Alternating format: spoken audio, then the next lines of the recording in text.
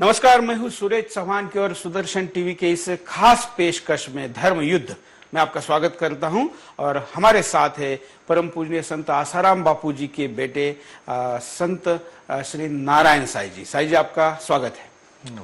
Arrest वाली जो रात थी वो उसमें क्या क्या हुआ? क्योंकि यह कहा गया कि सीएम के नाम की धमकी दी, ये हुआ, जाने को तैयार नहीं थे वगैरह वगैरह। आपने अपने भक्तों को बुला के रखा कि बापू की गाड़ी बाहर ना निकल पाए, पुलिस लेके न जा पाए। ये जो आरोप लग रहा है वो एक्चुअल में हुआ क्या? हकीकत में हम ये चाह रहे थे कि जोधपुर पुलिस यही सवाल जो है वो पूछ ले और तसल्ली कर ले। हमारी इच्छा ये थी कि गिरफ्तारी की जरूरत ही क्यों है। अपराध तो अभी सिद्ध हुआ नहीं है, गिरफ्तारी की जरूरत क्यों है? जो पूछना है यही पूछा जा सकता है, तो अपना पूछ के तसल्ली कर लें। कुछ प्रश्न आज, बाकी आराम करें, और बाकी के दूसरे दिन हम कहीं जाएंगे नहीं।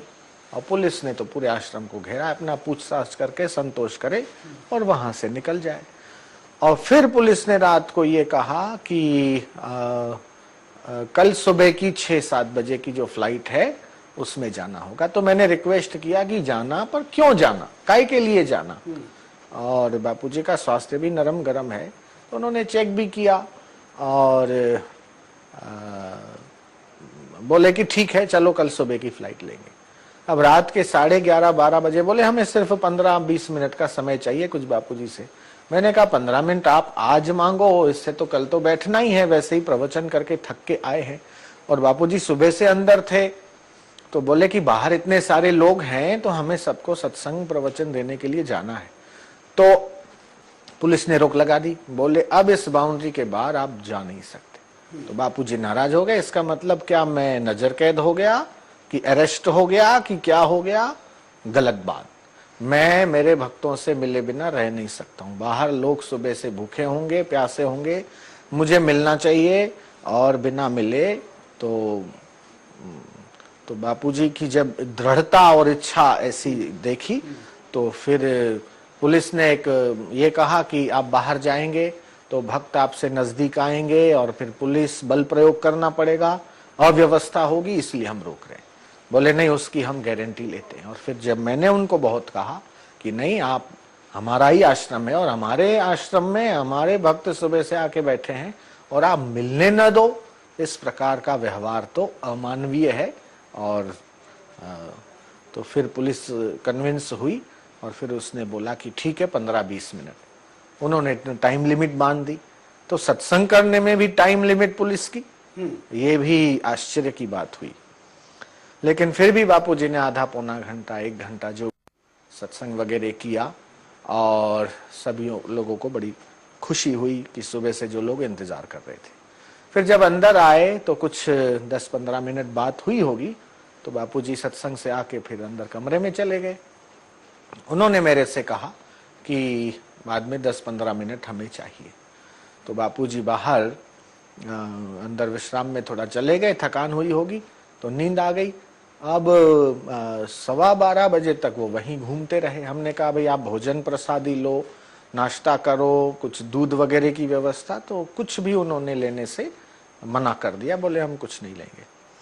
फिर मैं भी सुबह से थका था, तो मैं 12:10 पर शायद 12 में 5 कम थे कि ऐसे, तो मैं अपना विश्राम करने गया। और पीछे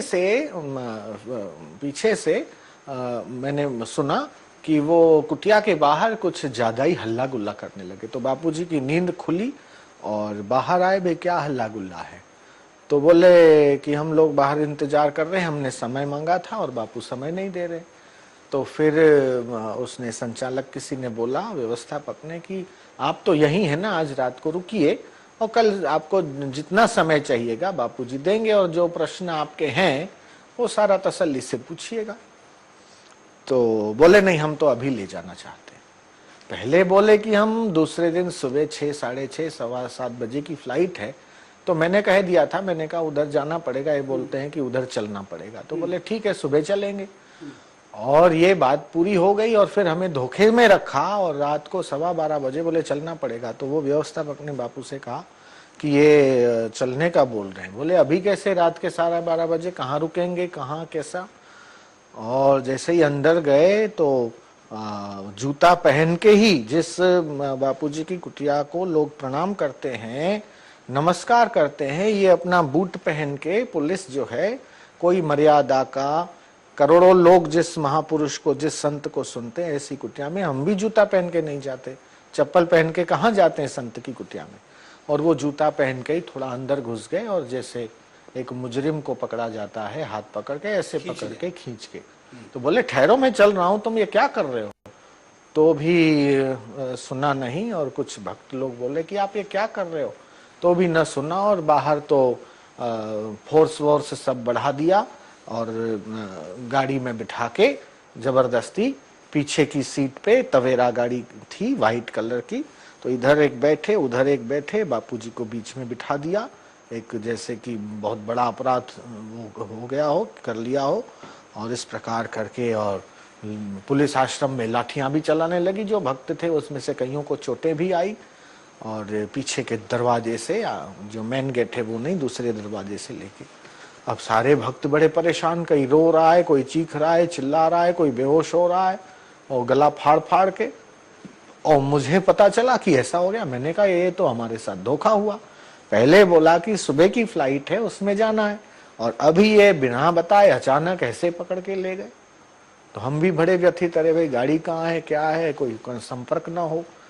फिर पता चला कि बाय रोड ले जा रहे हैं उज्जैन के रूट से और जोधपुर, तो मैंने वहां गाड़ी भगाई। फिर पता चला कि नहीं, ये तो पूरा इंदौर शहर घुमा घुमा के फिर वो एयरपोर्ट ले गए। बोले बापू एयरपोर्ट पहुंच गए। रात में 12 साढ़े 12 की बात है, 12:15 12:15-20 होए होंगे ये घटना हुई। और लगभग 1:15 बजे संदेशा, 1:15 बजे संदेशा मिला कि एयरपोर्ट पहुंचे। फिर एयरपोर्ट पहुंचे तो अच्छा, बापूजी यहाँ से निकले, पीछे से पूरा आश्रम पुलिस ने घेर लिया, और जो जिस कमरे में है वो उसी कमरे में रहे, उसका दरवाजा भी बंद कर दिया, मेन आश्रम का दरवाजा बंद कर दिया, जो अंदर भक्त हैं वो एक भी बाहर न जाने पाए, ऐसा वातावरण बना दिया कि जैसे पूरा। तो जो बाहर लोग थे और उनमें से जिनको पता चला, वे कुछ लोग एयरपोर्ट पहुंच गए। फिर जानकारी मिली, हम लोगों को तो नींद ही नहीं आई 3, साढ़े 3, 4 बजे तक कि कहाँ कैसे। और फिर वहाँ बाद में पता चला कि वहाँ की जो VIP लॉन्ज होती है उसके सोफे पे बापू काफी समय तक ध्यान में बैठे रहे, और फिर बाद में वो वहाँ की लाइटें भी चालू थी, बंद भी नहीं की। और फिर ये तो बाहर कर दिया ना, नहीं एयरपोर्ट के अंदर गए, लेकिन VIP लाउंज में नहीं लेके गए, वो मुझे जानकारी नहीं। हाँ, और फिर अखबार कोई थी तो उस अखबार को बापूजी ने सोफे पे बिछा दिया, फिर थोड़ी देर लेट गए। उनको आसन भी साथ में नहीं लेके नहीं ना, जैसे आप इंटरव्यू दे रहे हैं या कोई भी संत होता है वो आसन डाल के उस पर बैठता है, तो बापू को पेपर बिछा के उसके ऊपर सोना पड़ा। हाँ, रात को।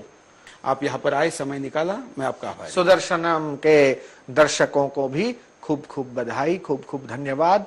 ये एक चैनल है जो ठीक और सही खबरें समाज में फैला रहा है, इसलिए हम इसका अभिनंदन करते हैं, स्वागत करते हैं और इसके उज्जवल भविष्य की शुभकामनाएं।